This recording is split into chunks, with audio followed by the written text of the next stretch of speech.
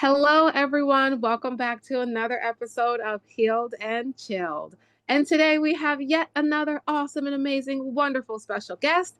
And you know how I like to do it here. I like for the guest to have control of the narrative. So, if you would, in your own words, from your own point of view, can you please introduce yourself and we'll dive right into the interview? My name is Rachel Spekman. I am a career coach and therapist, an entrepreneur, a parent of two kiddos, age 7 and 3. They're almost Oh, 7 and almost 3, so we'll go there. I live in Boston, Massachusetts. It's a glorious day, and I'm so thrilled to be here with you. yes, I am thrilled to be here with you as well. So, can you talk to us a little bit about your journey? How did you become who you are today, and what were those earlier days like? Yes. I,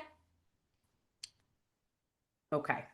I was a teacher for the first seven. I'll just kind of get into the career piece and the overlap of children, because I think that's very relevant to what we're going to talk about likely. So I was a teacher for the first 7 years of my career, Hmm. and I focused on special ed, children's empowerment, inclusivity in terms of learning. I helped start two schools. I Oh, was wow. all about education. Then I burnt out of the classroom and ended up pivoting and actually working at a nonprofit with children where I got to do a lot of project management, budgeting, presentations, and I realized there was a whole nother part of my brain that I loved engaging. And Mm, I then started doing an MBA part-time and started working with startups because I love getting things off the ground. mm. So I'm out in the startup world doing my thing, helping companies grow, focusing on female founders in particular. Oh, wow. And then life throws you things. We ran into a pretty big hiccup in trying to start our family. Mm, And it took some time. It took a journey, its own journey, ups, downs, losses, sideways, diagonal. mhm. It's a very hard time. And when I finally did have my son, who's almost 7, I went back to work and I basically said, this is not suiting me anymore. Mm. What I had been doing, the best way I can describe it is I would, instead of helping a company figure out what they wanted to become, I wanted to help a person figure out who they want to become. Mm. And I sat with that for some time. And I said, am I going to become a parent coach? Am I going to become a fertility specialist? Right. What is that going to look like? And then the pandemic started, and I had been working with a career coach and a therapist. Hmm. And I left my senior director role to become a full-time student, went back Wow. to being an intern, and now I fast forward 5 years later, I am a therapist in private practice, Mm. and I'm a career coach and a parent of two, like I said. Wow. So many iterations, like, and very well stated. I Thank you. find that, of course, there's you never really know like the journey that someone takes to get to where they are. So something that really also stood out to me, especially I talk to a lot of coaches, especially in the podcasting space, but something about you that really stood out to me was that you have previous experience working with startups. You have previous experience working at schools and starting things and starting schools and working with women specifically in that space. And so I'm wondering, how does that impact the way that you operate with your clients in the coaching world? Because you not only are someone that's like trained in school, but you also have the real world experience that you can say, hey, well, when I was in this is what I did. So can you walk us through that if you can? Yes, I call myself a goal-oriented therapist Mm, and an empathic-oriented coach. okay. I do both Okay. together and I do them separately. Really, my career coaching work focuses on helping people leave what I call soul draining positions for soul Mm, aligned work mm, that still makes them a great income. And to mm, do that, we have to get creative about our assets, about our network, about what can we do that we're going to enjoy and we can monetize it. Mm. What is our cost of living? Those kinds of things. I partner with a financial planner to help people make what I call a Oh, calculated wow. risk in their career moves. And Move. I also love that you do that as well because when we are working towards changing, making a change in our lives, there are so many other factors that we don't necessarily consider, like the financial aspect. And so you might make a quick decision and then down the line be like, "Oh man." Or on the other hand, they someone might be afraid to make the decision, but they are in the good space. So can you talk us through um like if someone's at that precipice where they're like, okay, I might want to leave, but I'm not sure. What are some key factors that they can consider to say, okay, if I have this, I might be closer to being able to make that jump? Or if I'm doing that, maybe I need to work a little bit extra on trying to bridge that gap. Yes. So it's funny because there was another podcast that I was on, and the person titled it "The Therapist That Helps You Quit Your Job." And Oh, I was a little bit like, that's not what I do. I was like, ah, but then I was like, okay, well, I help you evaluate if your job is serving you. mm, And I do fundamentally, as a therapist, as a coach, as a parent, human being, I I'll just share that I think there are four main pillars that take up just mathematically most of our time, which is our health, our intimate partnerships, family that we're around, where we live, mhm, our home if we feel comfortable in the community, and what we're doing all day long. yeah, That's most of our time. Everything else is a friend here and there, those kinds of things. And if one of those four pillars of the stool feels off, the whole thing feels wobbly. yeah, And so the first thing to answer your question, I would invite people to evaluate, is this the right time to think about that stool pillar being off, if you will? Like I'm working with mm, somebody, she came to me and she said, I want to change my career. I'm not happy. And then one of the other pillars went awry and she said, actually, I'm fine enough. It's fine. mm, So mainly in working with me or even evaluating your career journey, I will say, like, if you're going to do some of that soul aligned, I do call it applied introspection. mhm, And at the end of the work, or you can even think about, I call it also reverse engineering your career, which we can talk more about. But it is basically, are you going to stay where you are with a new sense of purpose? mhm. This is if you're unhappy. I Right. ask everybody how unhappy they are. Excuse me. I say, how happy are you at your job? That's one of my first questions in my intake. Most people find me when do you want to guess how happy they are? Yes. Okay. I would say maybe 3 out of 10. Like three out of 100 or 30? 30 out of 100, 3 out of 10. Yeah, you're exactly right. It's Oh 20 to wow. 40, 20 to 40%, most people. And I will joke with them and I'll say, would you stay in a house that was 60% falling apart or Mm, 70%? Or a mm, marriage, mm. right? And the truth is, you're not going to move tomorrow, Right. right? But if your house is falling apart, you're going to address one thing at a time. And that's what I encourage people. Let's start addressing one thing at a time Mm, about not in a blame or a shame kind of way, but how mm, do we get ourselves out of the situation? I don't want to say hole because that sounds negative, the situation that we find ourselves in. mm. And very often we get rewarded for things that we don't really enjoy doing at work. Yeah. Oh, you're good at it. You go do that. You go travel here. You go do that presentation. And then all of a sudden you're like, do I even like doing this? Right. Am I allowed to say I don't like it? We chase the money Yeah. because capitalism and we have to live. And we just kind of put our heads down and do work. And I've done that for a long time. But often when we have children or it's really at a life transition, often someone will find me, they're going through a divorce, they're Mm, caring for an aging parent, their time is changing. mm. So inevitably, how they're looking at their time and how they're looking at their work is changing. Yes, yes, yes, yes, and more yes. So you said deconstructing your career.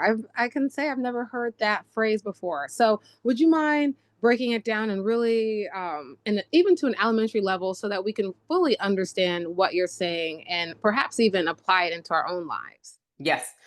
You said deconstructing. I said reverse engineering, but I like deconstructing. Oh, okay. Well, if you can do both, hey, go We're ahead. deconstructing and reverse engineering. We're doing all the things. Okay. And we're having a sense of humor if we can. Yes. Okay. So I know it's audio, but we're smiling, right? We're smiling Yes. at this because life's going to throw us a lot. So let's try to enjoy it if we can, find good people. Hmm. So reverse engineering your career is getting very clear about there's a few exercises I'm going to give your listeners. So the first is take a look at the last 24 to 48 hours of your professional day. Okay. Write those down. It was podcasting, it was blogging, it was emailing, it was a presentation, whatever it was. Next to what you've written down, write what percent of time you spent doing that. 80% of your time, 60%. And then next Mhm. to that number, write your enjoyment of that. Mm, We do all have to do things that we don't love to do, but the right. goal is that it doesn't take up 80 to 90% of our time. Mm. That's when we start to have misalignment. Wow. And when you see, and then you can, if you do it on Excel or just in general, you can color code it. Oh, this is red. This is really off. That's where I was. Mm, I was helping companies 90% of the time. That's what I was doing. And my enjoyment of that just went down and down and down. yeah.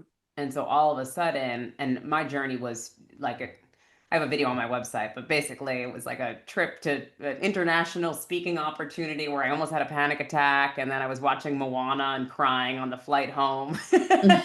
I mean, it just, of course, Moana has to make her way into the things. But yeah, so that's a very, and then it's okay. Well, what do you do with that data? You start to say, Right. okay, well, how can I do less of the thing that's red and more of the thing that's green? Hmm. And even by asking yourself that question, you're starting to attract that a little bit more. Yeah. You're putting it out there. Hey, I'm looking for a few more social media opportunities because I really love the creativity of social media. Or maybe you really hate it and you're looking for less of that. But you're Right. starting to own your story a little bit more. Mm, And that is the beginning of reverse engineering. mm. I'll give an example because we're talking about confident children. I just had this beautiful visit with my niece, my cousin's daughter. She's looking at colleges, and Mhm. she thought she was going to major in business because that's what everybody around her is doing. Right. And then she's like, Right. wait a sec.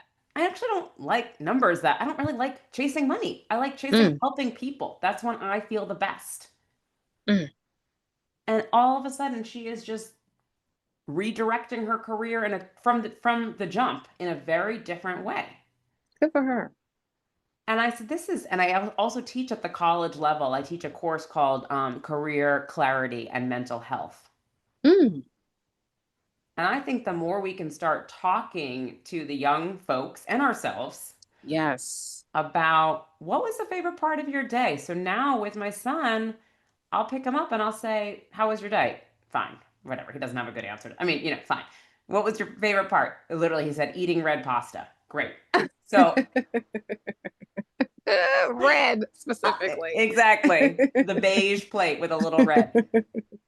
And I will say, oh, cool. My favorite part was that I got to go on a podcast and talk to Yana, and we had a really fun Woo conversation. woo. Or just now, I came from this wonderful networking breakfast. I got to go to this breakfast and they gave us free food and we got to talk about what we do. So I'm just Yes. modeling that I get to be excited about what I'm doing for my kiddos. Yes. And on the personal front, I we all are unpacking the childhood that we grew up in, right? Yep. And Yep. doing better as much as we can for our own kiddos if we have them. And Hmm. I grew up with parents who just, had to go to work to make ends meet, didn't really Mhm. get the chance to enjoy it very much. Mm, Kind of, ugh, another Sunday scary. And I'm here to bust that. mm. Yes, yes, yes, yes. I usually save this particular thing for later, but I'm going to give you a signature round of applause earlier than I feel like we're at a kids' expected. puppet show. Literally. And, you know, while I don't have my own biological children, I definitely resonate as a children's confidence coach with the importance of modeling the behavior for them to see because there this world is so interesting and they have access to so much negativity, and so it's so important that we're purposely pouring different things into their minds and showing them that there's another way of being. Mhm. um so I'm also curious, it sounds like there's a lot well, you work with a lot of transformation, and how a lot of times when people are growing and transforming, there are blockers like the fear aspect or the guilt or the shame, even for like, well, I should have known better. And there's like a quote that's like, to if you don't know, even if you know you don't do it, it's because you really don't know. So, but Yeah. a lot of times people will wear the because of childhood, they were taught if you made a mistake, you would get in trouble because that means you're bad. So if you make a mistake as an adult, you're bad. So instead of hearing, hey, this you have your chart is red, it's not because you're bad, it's maybe Mm, you're just misaligned. So can you right. talk us through if you've come across clients like that and how you help them evolve and see it and realize it's not going to be instant, unfortunately. Yes, yes, and yes. Two of my favorite quotes that I want to throw in here. One is fall down 7 times, get up 8 times. Mm, I think that's a Buddhist phrase. And the other is it's kind of what you said, but I like the way Dr. Maya Angelou said it, and I say it all the time. When we know better, we do better. yeah. And I like that second quote because I think it gives us permission to grow and change. Mm, I I tend to find that it takes around 4 to 6 months to get unstuck. mm, And I say that because I think about it like a wallpaper stuck to the wall. If it's really been glued for a long time, we're gonna have to put some elbow grease in and some tools to unstick it. yeah. And it might look a little messy as we do so before the new wall goes up. So Mm, there is a process to the transformation.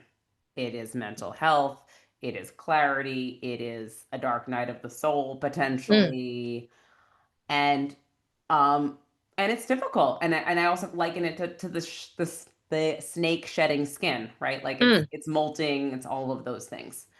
Um and it's not something that often that we want to happen. It sort of is happening. right. Right. So from a mental health perspective, the more we resist things that are happening, it's our relationship with the resistance.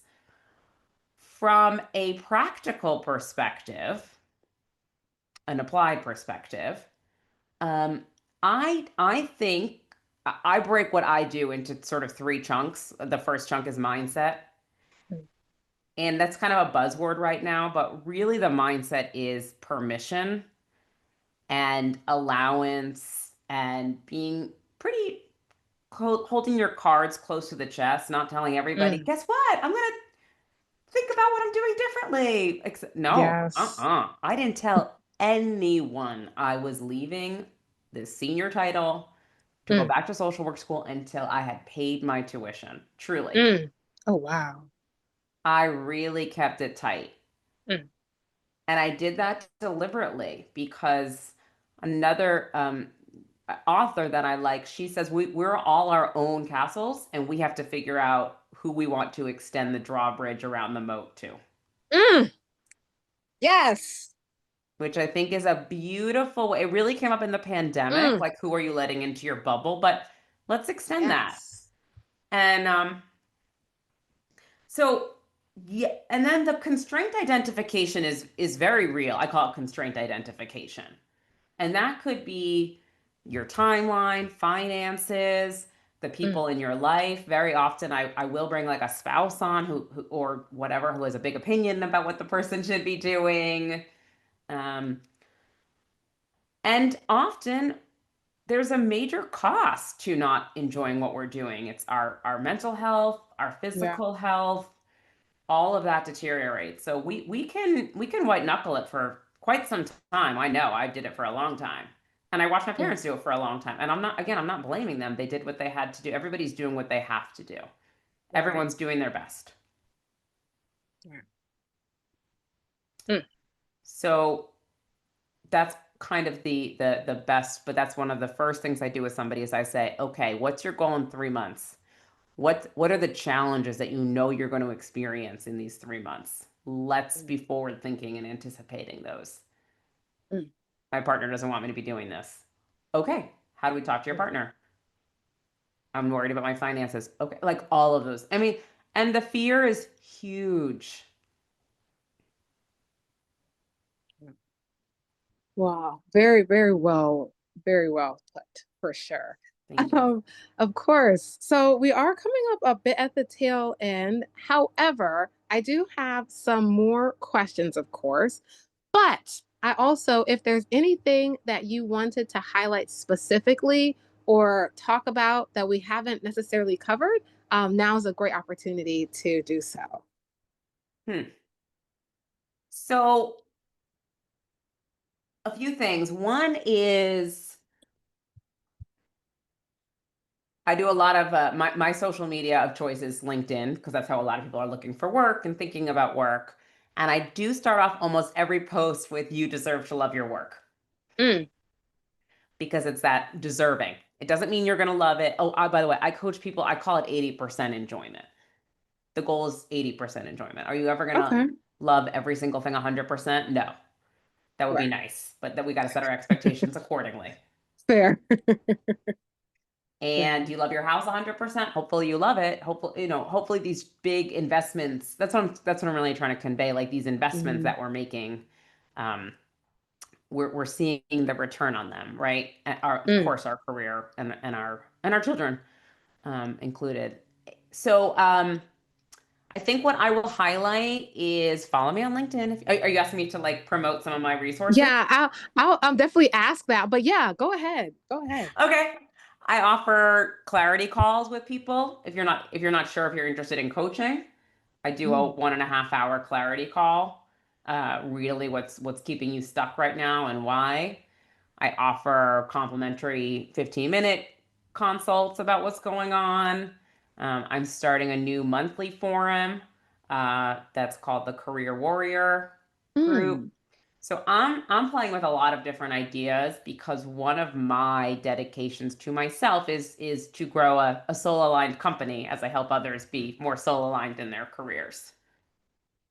mm. Absolutely. Well, thank you so much for sharing. Alrighty. So this I do have three cliche questions that I Okay. definitely ask everybody. But Okay. I did also want to say that I definitely appreciate this conversation, and I know anybody listening will as well. And you have such a balanced way of looking at the world and things. So if anybody's in a transition and not knowing where to go, we found your answer. Call me, write me. Yeah. Literally.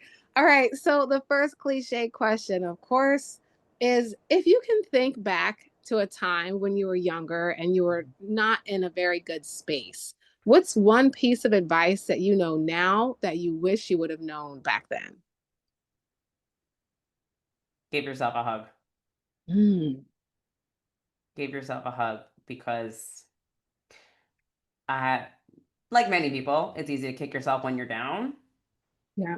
And especially having children now, seeing like I call us Russian dolls, right? I'm 42, I'm 41, I'm 40, I'm 7, I'm 8. I'm all my Mm, ages. mm. And Okay. so give yourself a hug because whatever's Yes. coming up is an age of you that needs some loving. Yes. I've never heard the Russian doll thing. This is This is quite fruitful. Alrighty, the second question is the internet works in mysterious ways, much like the universe. So Mm, we never know who's going to listen to this at any point in time. mhm. So, is there a particular person or group or anything like that that if they did hear this, you would really want to work with them or really want that particular group or person or personality type to reach out to you? Yes. So what I say is high performing professionals. Oh, that's another thing. Everyone's like, "Am I high performing?" And I'm like, "Yes, you are." So we gotta be confident. Confidence is clarity. Confidence is kindness. Uh, Yes. but I say I help high performing professionals leave soul aligned work. So I'm sorry, soul drained work. If you are in a place where you are burnt out, disconnected from what you're doing, Sunday scaries every day, every other day, and it's affecting your quality of life, it doesn't have to stay this way. And in fact, it's not sustainable to stay this way. It No. is going to, if it hasn't already, have an impact on your health, your relationships, um, your mental health. Most people find me, they're having insomnia, they're having all kinds of, like I said, kind of panic attacks, those kinds of things. So we got to get you, you do not have to stay in this pain. Mm, yes, you do not have to stay in this pain. You Put that. really don't. And we all Yeah. need a team, myself included. I have a team around me that helps me with different choices and lifts me up. And Mm. I feel very, very lucky to have that team that I've created. So whether it's me or somebody else, you can get a team around you to lift you up. Yes, yes, yes, and yes again. The last cliche question, of course, you kind of already answered this, but if someone wants to stay connected with you, what's the best way to do that? And if someone wants to work with you or get in contact with you, what's the best way to do that? My website is Rachel Spekman, Spekman.com, or madeformorecoach.com. Mm, Oh, this is the name of my company, Made for More Coaching. So it was Rachel Spekman Coaching. And then I always say, like, I was working with a client who was in a toxic work environment. And I was like, "You are made for more. mm, You don't need to stay in this place." And the client was like, "This is the name of your company." And I was like, "Oh my God." So yes, speaking of mysterious ways, because when I filed for the LLC, I was like, "What do I want to name my company?" And a coach I was working with was like, "It'll come to you when the time is right." And then it did. yes. So madeformorecoach.com. You can find me on LinkedIn. Happy to connect with you. And yeah, those are some of the ways that you can reach out. And on my website, I have a free training. And like I said, you can schedule that 15-minute free call. Absolutely. And I'll be sure to put your website in the description as well. Well, I'll give you another signature round of Thank applause. you. Thank you so much for having me. To everybody who's listening and you're listening with your kiddos, you deserve to love your work and Yes. have people who can help you do that surround you so that you can pick up your kids every day and say, "Guess what I did today? Oh my gosh, Mm, I did this new cool thing. And wow, I really pushed myself." And then you're modeling confidence and mm. excitement and joy for your kids. Absolutely. Absolutely. Yes. So thank you so much. It was a pleasure having you on. And I know everybody who's listening got more than a few gems and fruit out of this conversation. Thank you for your authenticity and the energy, positive vibes, knowledge, and wisdom that you put out into the universe every single day. Thank you so much. Thank you. Bye. Bye.